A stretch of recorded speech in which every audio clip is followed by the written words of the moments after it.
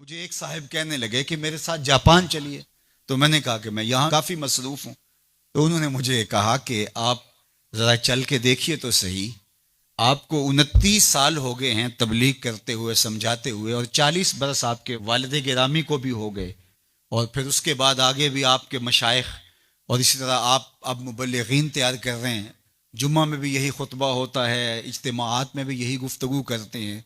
तो आप जो तबलीग कर रहे हैं और लोगों को ये बता रहे हैं, ये कोई मेरा फलसफा नहीं है, तो मैं आपको जिसका पाबंद बनाना चाहता हूं, ये तुम्हारे रसूल की सुन्नत है।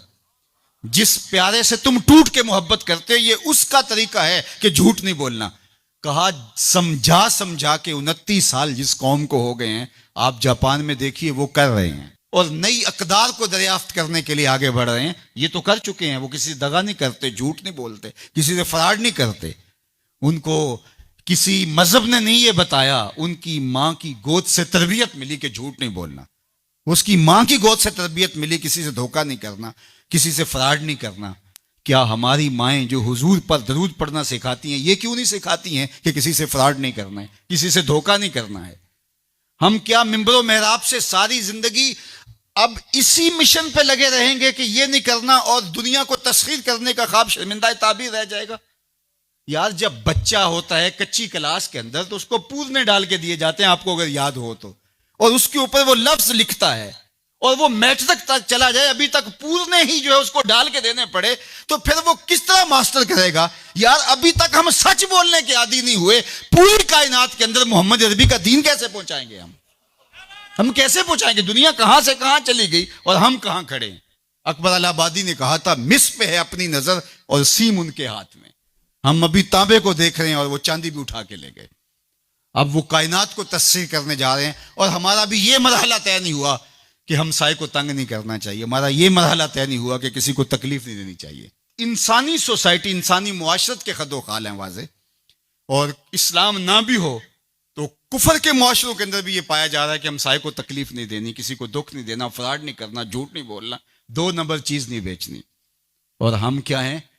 हम तो दवाइयों के अंदर भी मिलावट कर लेते हैं, और मुसलमान हम हैं, जैसे हम आशिक रसूल ऐसे जमाने में कोई नहीं। और जो जान बचाने वाली दवाइयां हैं उनके अंदर भी हम मिलावट करते हैं। हमें शर्म आनी चाहिए। हम खड़े कहां हैं? दिल मुसलमान है तेरा ना मेरा, तू भी नमाजी मैं भी नमाजी, पढ़े जाए नमाजें, ये टकरे हैं और कुछ नहीं है। हमारा दीन हमको एक ऐसी पाकीज़ा जिंदगी गुजारने की तलकीन करता है।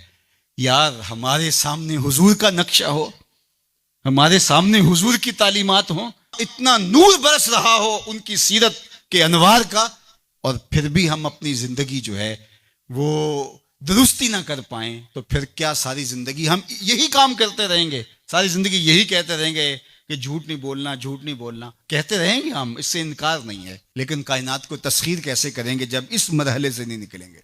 तो मेरी आरज़ू ये है कि देखो, मैंने अपनी कब्र में जाना है, आपने अपनी लहद में उतरना है। मैं और आप अपने आप को ये मत समझिए कि वो संवरेगा तो मुआशरा ठीक होगा। मुआशरा ठीक हो ना हो, मुझे ठीक होना है। मुझे अपनी जुबान को कभी भी झूठ की बदबू से मुताफन नहीं होने देना। मुझे कभी भी किसी को अजियत नहीं देना, चाहे वो मेरा हमसाया है या मेरा दुश्मन भी क्यों ना है।